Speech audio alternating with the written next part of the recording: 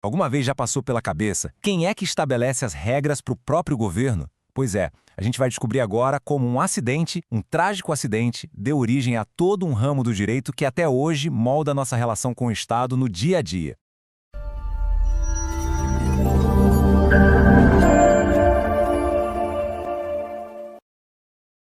E olha, a origem de tudo isso não está num palácio, não está num parlamento. Acredite, está numa simples rua de Bordeaux, lá na França, onde a vida de uma menina mudou para sempre e, junto com ela, a história do direito.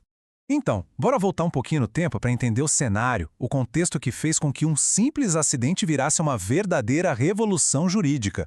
O mais interessante nessa linha do tempo é ver como o caso Blanco, lá em 1873, é a peça-chave que vira o jogo. Pensa só, de um lado, a gente tinha o poder absoluto de um rei, que fazia o que queria e não respondia por nada. Do outro lado, surge uma ideia totalmente nova, a de um Estado que, pela primeiríssima vez, teria que prestar contas.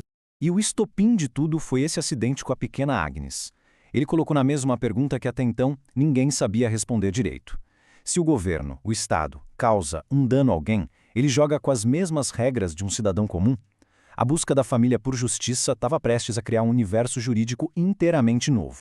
E aqui está a grande sacada, virada de chave. O tribunal não pegou as leis que já existiam para resolver o caso. Ele criou um caminho completamente novo. Basicamente, a decisão disse o seguinte: olha, o Estado é um jogador diferente nesse tabuleiro, então ele precisa de um livro de regras só para ele, feito sobre medida. E foi ali, nesse momento, que nasceu oficialmente o direito administrativo. Beleza, então um novo campo do direito foi criado. Fantástico, né? Só que isso abriu a porta para o próximo grande debate. O que exatamente esse novo direito deveria estudar? Qual era o verdadeiro propósito dele?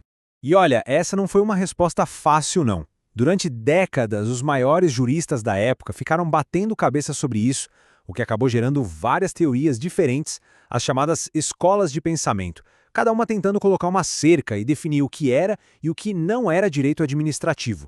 E essa briga de ideias foi boa, viu? De um lado, tinha a galera da Escola do Serviço Público, que defendia uma visão bem ampla. Para eles, o direito administrativo tinha que cuidar de tudo que o governo fazia para servir a população. Do outro lado, a Escola da Potestade Pública era mais pé no chão, mais específica.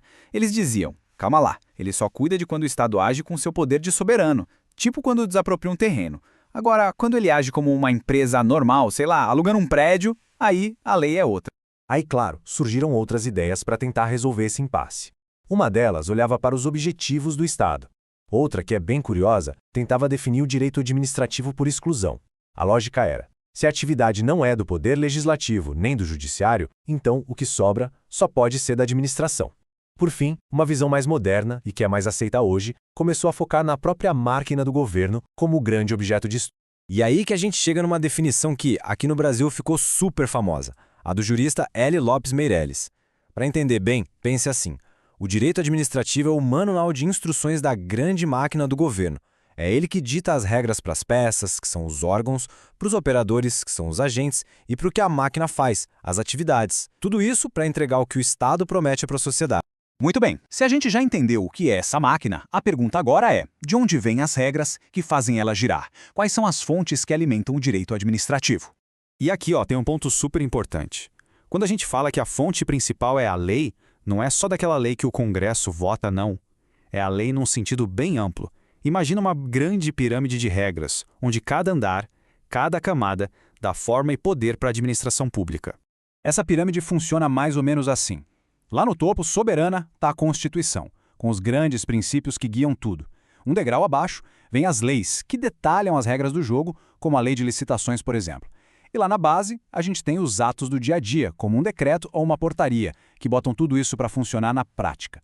Todas elas juntas formam a espinha dorsal do direito administrativo.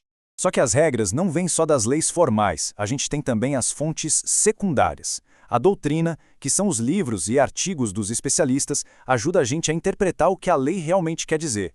A jurisprudência, que são as decisões repetidas dos tribunais, mostra como a lei é aplicada no mundo real. E os costumes, bom, como a gente vai ver, eles também podem criar regras.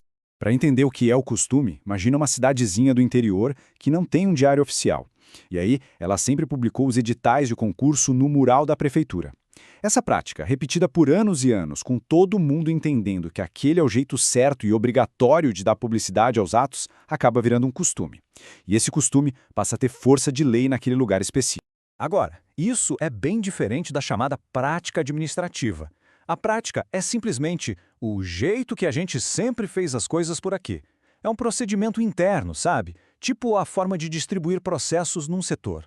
É algo que pode ser mudado a qualquer hora, sem nenhuma consequência jurídica. É um hábito, não uma obrigação legal. Então, para fechar essa parte sem deixar nenhuma dúvida, a enorme diferença está na intenção, na cabeça de quem faz. O costume é feito com a certeza de que é uma obrigação legal. Já a prática administrativa é só um hábito, uma conveniência. Por isso, um cria direito e o outro não. Simples assim. Certo. Mas e aí? Trazendo tudo isso para o nosso dia a dia, para o Brasil de hoje, como é que o direito administrativo funciona na prática? Olha só que interessante. Diferente do direito civil ou do penal, que geralmente estão organizados num grande código, o direito administrativo brasileiro é um verdadeiro mosaico. As regras dele estão espalhadas em um monte de leis diferentes, tem a lei de licitações, o Estatuto dos Servidores, a lei de improbidade e por aí vai. E todas essas pecinhas são montadas sobre uma base muito sólida, que é a nossa Constituição e, claro, com aquela forte herança histórica que veio lá da França. E no fim das contas, a gente volta lá para o começo, né? Para a pergunta que o acidente da pequena Agnes Blanco levantou há mais de 150 anos e que, até hoje, continua sendo a mais importante de todas.